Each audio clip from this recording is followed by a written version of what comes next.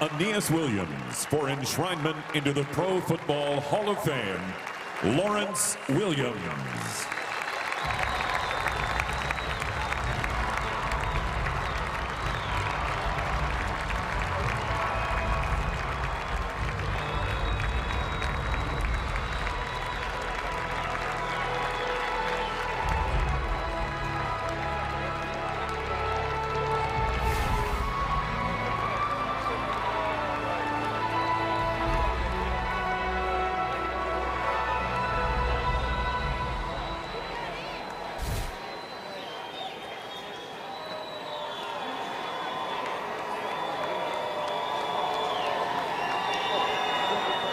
I'll just take a moment to soak this all in. The moment to be here, and I would start out by telling you this: how in the world you go from walking on your junior year, a week before the season starts, your junior year at the Southern University. That's right, Ohio State. It's the Southern University. There's so many people that I could thank: teammates, coaches, mentors. There'll be some I'll call, but some I just want to right now up front say thank you so much to every teammate in Arizona, every teammate in St. Louis. I could not and wouldn't be here without you. But as I start this journey, and I don't want to sound morbid or anything like that, I want to tell you something. This is an intentional journey. And I am number 287, and because my name is the last name Williams, I am the last one in my induction class. But I also want to say thank you to the 32 owners, Roger Goodell, DeMaurice Smith, the Players Association, and here's why: because tough decisions have to be made that are unpopular, but the success and the promotion and the enjoyment of this game with the fans is because of the important decisions that are made that allow us to be here and celebrate with you, the fans, and all of these great Hall of Famers that I get an opportunity to sit up here with.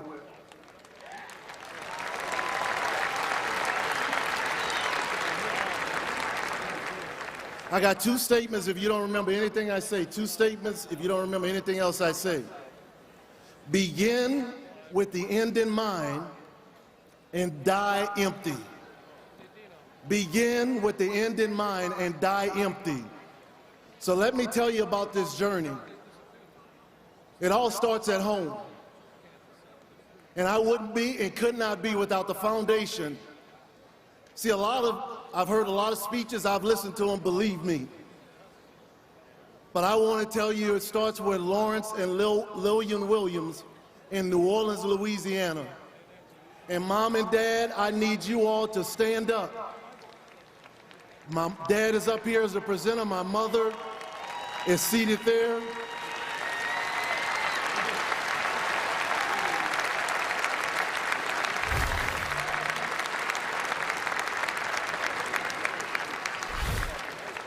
Now, these Hall of Famers and all that I stand on their shoulders, they've all been voting on who's going to cry. Now, you've noticed that two of the guys, my first two, haven't cried. Now, I'm going to cry. I'm giving you up front. I'm giving you notice. I think it was General Schwarzkopf in an interview with Barbara Walters when he started crying during the interview, and Barbara Walters said, "A big general like you, are you going to cry?" General Schwarzkopf said, "I'm afraid of a man that won't cry."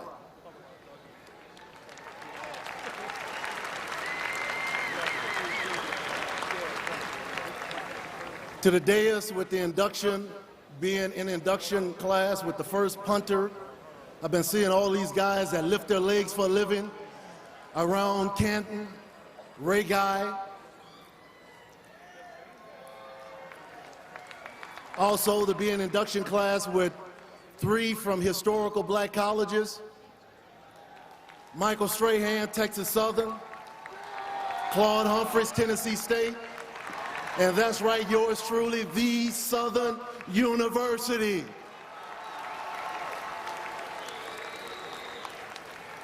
Now let me begin to give thanks where thanks is due. You see, I never had to look outside my home for role models. My two older brothers, Malcolm Williams, Achilles Williams, stand to your feet, brothers. Malcolm's debonair, president of his high school class, about 5'7", 5'8", but one of the toughest linebackers you ever want to see. Achilles, my role model, 18 months older than I was. I really modeled my life after Achilles. Following his example, and I'll tell you a little bit about that later. But I wanted to personally and publicly thank you guys for being my role models and allowing me to see, because more is caught than taught. Thank you guys, you may be seated.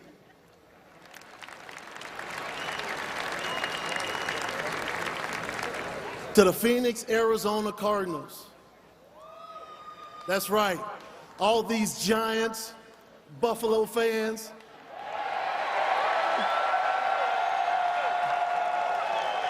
You see, it was in New York when I found out I was #1, when I stepped outside and I came out from warm-up and I stepped onto the stadium, and a whole section in the Giant Stadium, a whole section stood up and told me I was #1 with the middle finger. So thank you for letting me know I'm #1, Giant Stadium.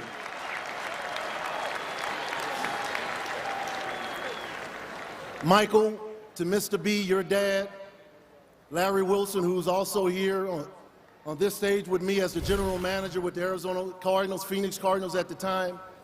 You and the family, thank you guys so much. 59th pick in the 3rd round, thank you, thank you. Arizona Cardinals, baby, that's right.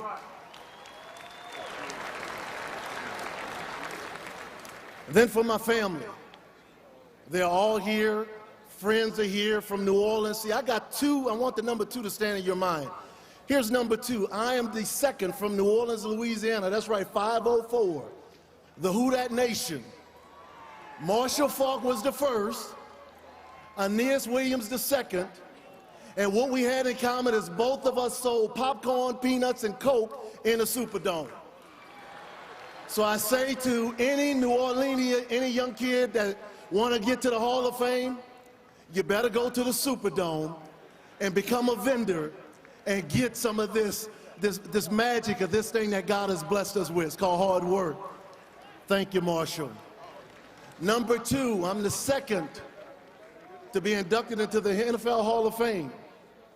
The first is Mel Blount, one of the biggest corners that I admired for a long time at Southern University. For my teammates, and all those that came from New Orleans, I honor you guys.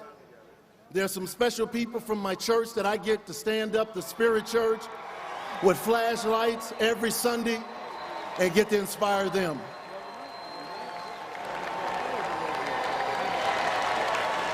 Thank you. And the St. Louis Rams, who traded for me, the late Georgia Frontiere, Mr. Stan Kroenke, Kevin Demoff, and the entire Rams family, Coach Mike Martz, Coach Lovie Smith, my defensive coordinator. Thank you guys so much.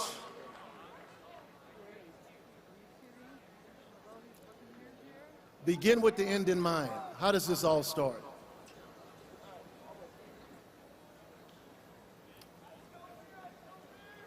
As I said, I walked on a week before the season started my junior year in college.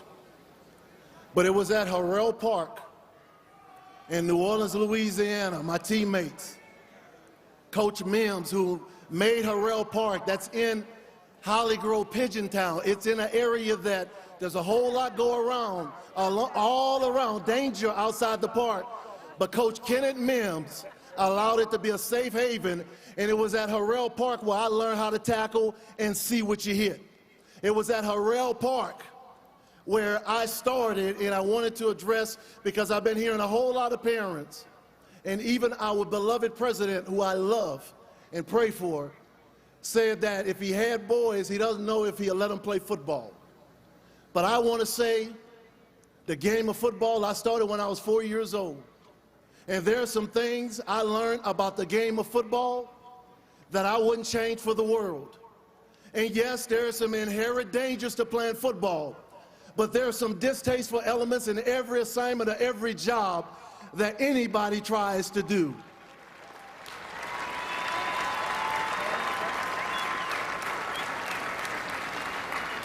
So here we go, begin with the end in mind. I've already written my obituary. Don't get scared. If I would ask you, where can you find the most talent? Don't tell me Fort Knox. Don't tell me money. Don't tell me a house. I'll tell you where we can find the most wealth. It's in a cemetery. Because most people go to the grave full instead of empty. You see, I was on Southern University's campus, freshman and sophomore year. And if you had told me, Aeneas, you have the potential to be one of the best cornerbacks, I'm within 24 guys to be inducted into the Hall of Fame as a defensive back, I would have thought you're crazy and hit you with the right hand. But ladies and gentlemen, I grew up in church. The reason I didn't walk on is because I had a good and awesome role model, my brother Achilles. Achilles is a numbers guy. Man, you give Achilles a calculator and a pad, he'll sit at a desk 12 hours. They call accountants bean counters. So all I did was graduate in May and immediately wasn't thinking about football, wasn't highly recruited. All I wanted to do is get to Southern University where my father's alum, and Achilles was already, I was gonna have an apartment in June as a freshman with the junior. He and I were gonna have an apartment. Achilles majored in accounting, so did I. The fraternity, Kappa Alpha Psi, Achilles joined, I joined. Achilles got me joining the Student Government Association. I don't even like politics. He majored in accounting, so did I. Now, here was the unique thing. My dad never pushed sports as a way out. See, Dad gave the boys, the three boys, I'm the youngest of three growing up in New Orleans. He gave me some alternatives growing up. He said, son, if you all ever have to choose between me and the police, choose the police. And here's the other thing I want to tell you. See, I don't want to stand up here and let you know and tell you and make you believe it was all easy. It's not. See, in Arizona, we didn't win a whole lot of games.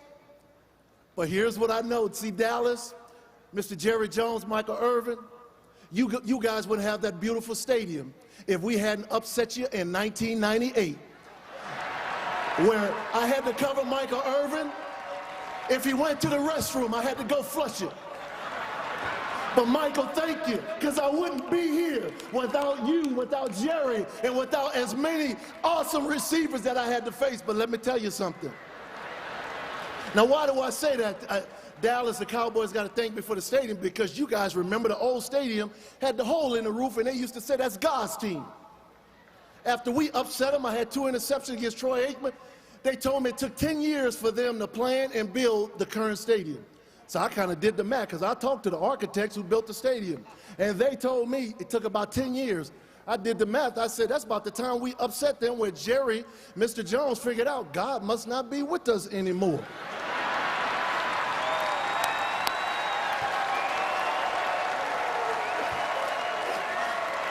Pun intended. Much love, Jerry. Much love. Much love. Had to do something for all these Cowboys. Begin with the end in mind. I got to wrap this up. Begin with the end in mind. Hey, let me tell you first thing. Begin with the end in mind. People say, what's it like to be up here? I'm going to tell you what it's like. I learned, write down what's in your heart. See, growing up, I grew up in church, but I never gave my life to Christ. I didn't understand how God related to everyday life. Man, when I was growing up, I thought church was a religious deal. You go sin for 6 days, and then on the 7th day, empty your sin bucket and go do it again. But I'm going to tell you something. I was on pace to graduate with my degree in accounting in 3 years, and I don't even like numbers. My brother Achilles graduated with his degree in accounting in 3.5 years. He called me back. He said, little brother, slow down. You'll be working the rest of your life. And ladies and gentlemen, I tell you, it was at that time, over the 2 years, freshman and sophomore year, my Uncle William and a guy named Michael Lindsay, who was on Southern University's track team. Southern University football team who also played with me in high school. He would always, and my uncle would always say, they call me Nikki in New Orleans. So if I hear Nikki, I know you're from New Orleans. And they would say, why don't you play football? And I'm going to tell you why I didn't play football, because I didn't know how God talked to you. I would hear people say, God talked to me. I stand next to him. I didn't hear anything. I'll tell you how you know. A week before the season started, my junior year in college, it was different, unlike the freshman, sophomore year. It's September. You football guys know when the weather changes. It goes from dead hot summer to the fall. We all know, because it's getting time right now. We itching right now on this stage. We know it's getting ready to be football season.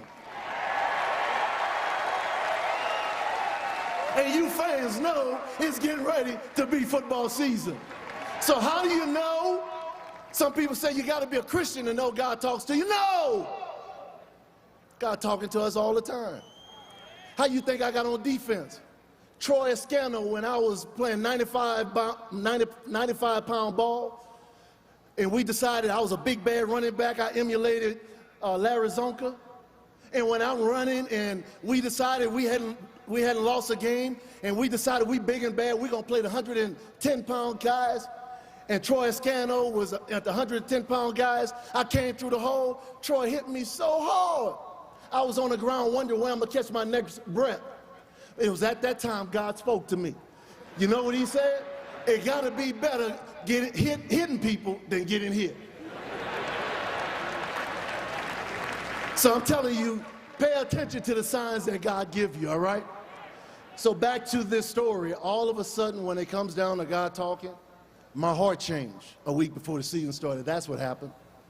All of a sudden, it entered into my heart to walk on the football team a week before the season starts. Made no sense. And the first sensible thing I did was didn't tell my parents. I'm already on my parents' dime. I'm getting ready to finish, and I didn't tell my homeboys who were from New Orleans. So I walked on, and I ended up starting by the 5th game. Play one more season, all-conference cornerback. And then after the Bayou Classic, that's right, Bayou Classic, all you Grambling State people, I don't even call your name. It's Southern University. God's favorite color is blue.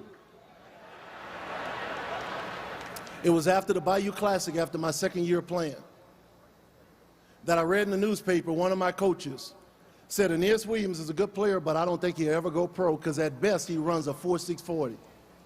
And ladies and gentlemen, this is when I learned the difference between facts and truth. See, the facts were I did run a 4.6 40. The truth is I found my teammate Brian Thomas. And Brian, if you're here, if you could stand up, Brian was the fastest guy on Southern University's track team and the fastest guy on Southern's football team. He was a wide receiver. He was our Usain Bolt, 6'3", and Brian wrote on his practice pants leg, siren of speed, and speed kills. And when I couldn't cover him, I line up 10 yards off of Brian, he run right by me. And Brian had this thing, when he run by, he'd make this noise.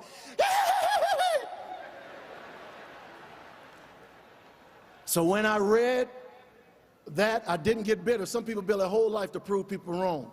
The goal is not to prove people wrong. The goal is to reach your potential.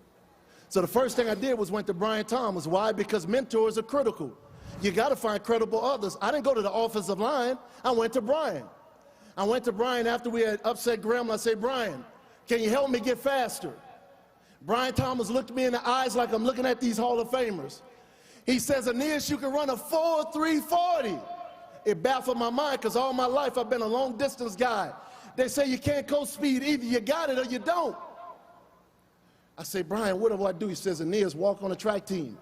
So now I've graduated. I'm in graduate school. Now I'm going into January, the final spring, and then I'm going to finish my final season while in graduate school in the fall. I said, Brian, what we do? He said, get next to me, do everything, because more is caught than taught. I said, Brian, and we running, we working out, and all of a sudden, we're finished running, and Brian is walking like we hadn't worked out, and I'm on the ground, and my legs are telling me, Aeneas, you can keep this up, but we through. Ladies and gentlemen, by April of that spring, the scouts came, and I ran a 4.3 40. I was a number 2 rated cornerback in all the country. As we go to the pros, thank you every coach. The late Jim Johnson, my first defensive back coach. Great coach.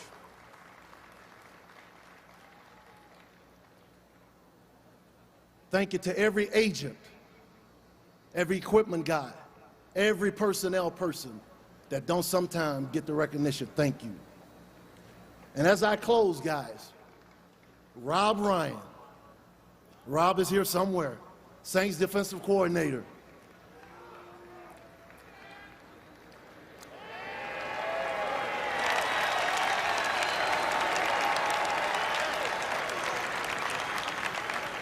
See, Rob, and I didn't miss my wife. See, Ray Guy is only fitting because all these punters are here. Tracy, stand up, lady. I didn't forget you. I just had you in the script. And I wanted to include what a lot of guys I think need to hear. I had Rob Ryan and Tracy stand up because the first time I made All-Pro was going into my 4th year. I had just become a restricted free agent. Buddy Ryan, Rob's dad, had become the head coach. And I had said to my wife, we were at Champaign, Illinois, and I was serving my wife. She was getting her master's, her MBA at the University of Illinois. And I told my wife when Buddy got the job, I said, I'm not going back to Arizona. And you would think wives would be like, oh, okay. But my wife wouldn't stop there. How many of you know wives ask questions? Some guys call that nagging, but I'm going to tell you guys, that's part of your vision. She said, why? I said, the truth is, I'm afraid. See, I used to deal with fear. I was afraid because Buddy Ryan put his cornerbacks on an island. Cornerbacks by itself. See, much love to Revis Island, but it started with Aeneas Island. And Rob Ryan, the first time I went back, and he got the job as a defensive back coach, he put his arms around me. He says, Aeneas, you can lead this league in interception because I saw you do it in college. Thank you, Coach Rob. That was the first year I made All-Pro and Pro Bowl. Thank you.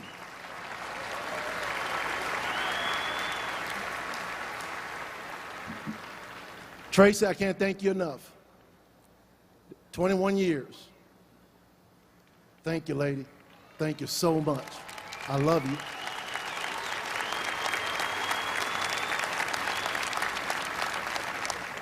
We just got back from Houston because 3 of my children have been competing in USA Nationals Junior Olympics. All you guys stand. Sanea, Tirza, Lazarus, and Cheyenne. That's who I'm serving now. That's the team I'm coaching. Thank you. Love you guys. So as we say, die empty. I can't close this story without saying Gil and Marilyn Byrd. When I wrote down I wanted to be one of the best cornerbacks in whoever played the game, I wrote it down when I was a second-year player. I started calling up. Some of these guys were already in the Hall of Fame. Michael Haynes. I paid my own money to go see Kenny Houston. I talked to Ronnie Lott because where you want to go somewhere, you got to find credible others who already been there.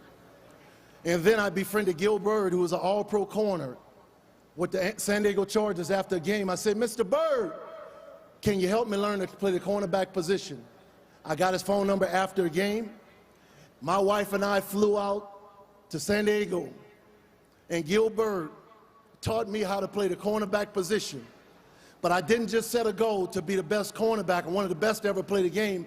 I set a goal to be one of the best husbands and one of the best men that I could be.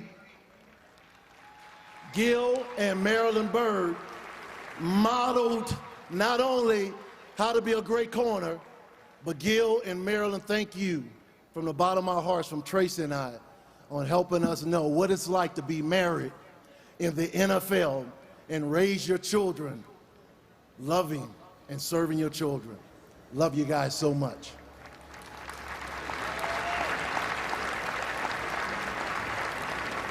Begin with the end in mind. Here's what I want to do. We're in a stadium, and I've talked for over 20 minutes. We're going to go into a commercial, but I want to go into a commercial with a shout because we're in a stadium. Here's what I want on my left side. When I say shout, I want everybody over here to shout, begin with the end in mind. Everybody on this side, I want you to shout, die empty. See, Hall of Famers, we die empty. See, we left it on the field. I don't want to play anymore. To the current players, it's your turn. Your career right now is like wet cement. My cement is already dry, so are ours. We put our handprints in it. It's your turn. It's wet. You do what you're supposed to do because God has given you a blessing.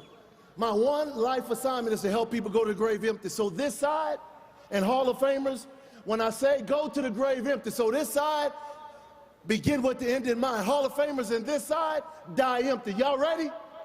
I say, are you ready?